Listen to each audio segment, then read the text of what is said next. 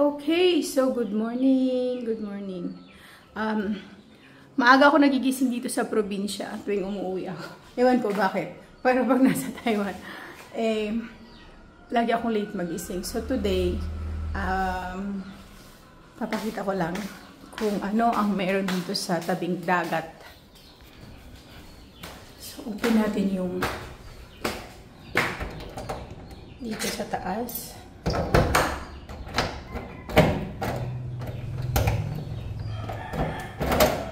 Medyo mahirap to. Ayan, na-open eh. So, ganito siya dito. So, ang hangin sana. Kaso lang. Hindi lang namin ino-open gawa ng maano nga. Habagat kasi na today. Ilang linggo na. 1 week na siguro. So, ayan. Actually, bumili ako ng mga ganitong solar panel. Ano ba tayo? Solar lamp. 6 ang bibili ko, pero 3 ang hindi ko magana. Sayang. So, marami pa akong kukuskusin dito. Oh, nahulog na. Balik natin to. Natanggal yung... Ayan, oh. Nagkakaroon ng ganito kasi. Nanilaw. Minsan nakakapanghinayang bumili sa mga ano eh. Tapos hindi naman effective. Alam mo yun? Sayang ng pera. 8. So tanggalin na lang natin to kasi ano, hindi na siya tumikit. Sayang. Paano ba? Pagano nila. So ito. Dati hindi ko ito ginamit kasi nababasa. Sabi waterproof daw to. Ba't hindi na? Ba't nagkulay yung ano niya? Ayan o, nagkumulay eh. So, lagyan natin ulit. Ang na lang. It's effective. Ay, nako. So, anyway. Marami akong ayusin dito. So, tingnan nyo. Ang dagat. Medyo nag-okay-okay na to gawa ng yung nakaraan na lakas ng hangin. So, mahampas talaga yung alon dyan sa seawall na yan. Kaya, laking tulong ng seawall talaga. Dati, ito lang ang seawall namin. So, pag bumabagyo, umaakit talaga yung tubig or yung hampas ng alon is umaabot hanggang dito sa rooftop. So ngayon, ito sobrang laking tulong talaga niyan, grabe. Kaya salamat sa gobyerno sa project na to, ang laking tulong. Kasi kung wala, nako sira na naman ang mga kabahayan. Ilang beses na nasira tong seawall namin. So yung dati naka-wash out talaga dahil sa bagyo. Dahil inayos ulit, tapos kinain na naman yung mga backfill niya. So far ngayon, okay na dahil gawa ng seawall na yan. So kung tingnan niyo, puro lakrak ang ano oh. Ganito po yata talaga pag tabing dagat, especially kung hindi maano yung foundation.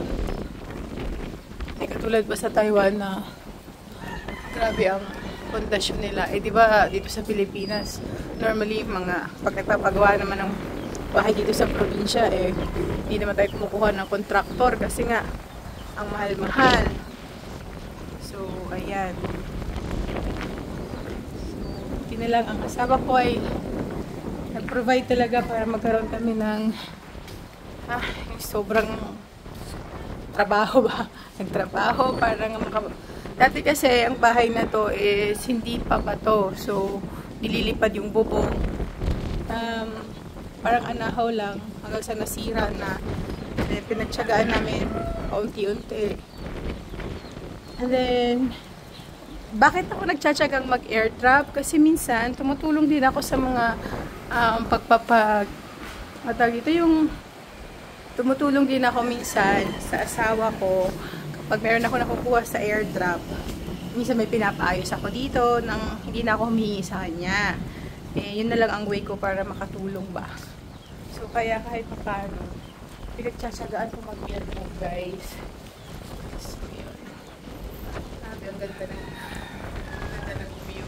Yun nga lang pag yun talaga, hindi ko ma-appreciate ang view. Pero, part kasi ng ano yan, nasa taping dagat. So, anyway, i-share ko lang sa inyo. Meron akong, yung nag-airdrop ako, anong year yun ha? 2021 siguro. Yung kasagsaga ng SAM, yung XRP. Nakaipon ako ng pera noon at pinagawa ko ng, sabi ko, stock room lang. Papakita ko sa inyo Sabi ko, stock room lang. Tapos, sabi ng asawa ko, nagulat siya kasi bakit daw ganito pinagawa ko yung stock room. Hindi ko lang sinabi sa kanya na, kasi kung pagpapagawa kasi ng simple lang na stock room, liliparin din ang hangin kung bagyo. So, ginawa ko ganitong style na. So, ito yung katas ng pag-i-airdrop. Hindi ko pa siya natapos gawa ng, may mga nakuha naman ako sa ibang airdrop. Ito nakuha ko lang to sa SAM, sa XRP. So, yan yung pinatayo. So, may mga nakuha akong iba. Kaso lang, instead na dito ko pinatrabaho, ginawa ko is, may pinarepair kasi ako dun sa parang gagawin namin paupahan. Yun muna inuna ko gawa na sabi ko, income generating. Kaya, ito sabi ko makakapaghintay naman po. So, ang gagawin ko dito, lalagyan ko siya ng taas. So, dito is merong parang craft room ko siya. At the same time, airdrop hub. Sabi ko, airdrop hub ko. Gagawin kong airdrop hub yan. Sabi ko, gagawin ko talaga yan kasi ito yung magiging remembrance ng pag-i-airdrop ko. So, ayan. Nasa almost 200,000 din ang nagastos ko dyan. So, lahat yun galing sa pag-i-airdrop. Ang libre. So, tiyagaan lang talaga guys kung gusto natin, di ba? Ipon-ipon na lang muna ulit. Then, yan. Sabi ko, sana nga magkaroon pa ng maraming time sa pag-i-airdrop para ano. Kaso lang ngayon, since yung bunso kong anak kasi is meron siyang disorder. So, medyo kailangan niya ng, actually, not medyo. Kailangan niya talaga ng time ko. Kaya paminsan-minsan na lang ako nag-airdrop. Pero hindi ko pa rin kinakalimutan gawa ng, sayang din kasi nakakuha ko ng mga libre pa rin. Like, diba, yung pang load na lang kahit pa paano, okay na yun, libre na. Saan ka pa? So, yun. So, tiyagaan lang natin, guys. So, yung mga nag-airdrop, na minsan, di ba, karamihan, darating talaga ang season na puro paldog. Ang tagal makapaldog. Tiyagaan lang. Tapos, try nyo ang ginagawa ko. Mag-ano kayo. Bakit parang may lipstick ako dito?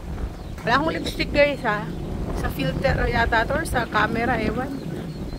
Try nyo isulat nyo yung mga nakukuha nyo every time na kahit 20 pesos, 50 pesos, 100, sinusulat ko yan. Kasi pag halimbawa dumarating ang time na puro paldog na, pag binabalikan ko yung mga nakukuha ko, parang namomotivate pa rin ako.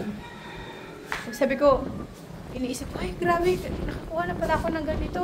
Kahit pa paano, di ba? Tapos minsan kasi, nafe-feel natin na wala na tayong napapala sa pag-i-airdrop. Try nyo isulat. Maliit man o malaki yung mga nakukuha nyo sa pag-i-airdrop. Isulat nyo lahat. And then, later on, marirealize nyo na may napapala rin naman pala kayo sa pag-i-airdrop. So, ganun kasi nangyayari sa akin pag feeling ko minsan na wala akong nakukuha. Or, yun nga, marami akong namimiss na airdrop kasi nga hindi lahat ng oras ko is nakatuon doon. Try nyo minsan isulat lahat ng mga nakukuha nyo, kahit maliit lang, and then balikan nyo. Ganun kasi ang nangyayari sa akin, nililista ko. Pag halimbawa nagtitrade na ako, binibenta ko na yung mga nakuha ko. Ayun. Tapos naisip ko, ay marami din pala. So, yan, tiyagaan lang. So, yun lang for now. So, marami akong ina-upload ngayon. Gawa nang nandito ako sa probinsya. Nagbakasyon kami. So sabi ko mag-vlog ako para may ma-upload ako sa YouTube. Go! So bihira na lang ako makapag upload ng mga tutorials sa AirDrop. Gawa ng wala talaga akong time mag-edit. So minsan pag may sinishare ako, parang ang dating is common sense na lang para maintindihan nyo yun, yung ginagawa ko. But anyway, so yun lang. Marami naman tayong mga crypto communities or crypto friends.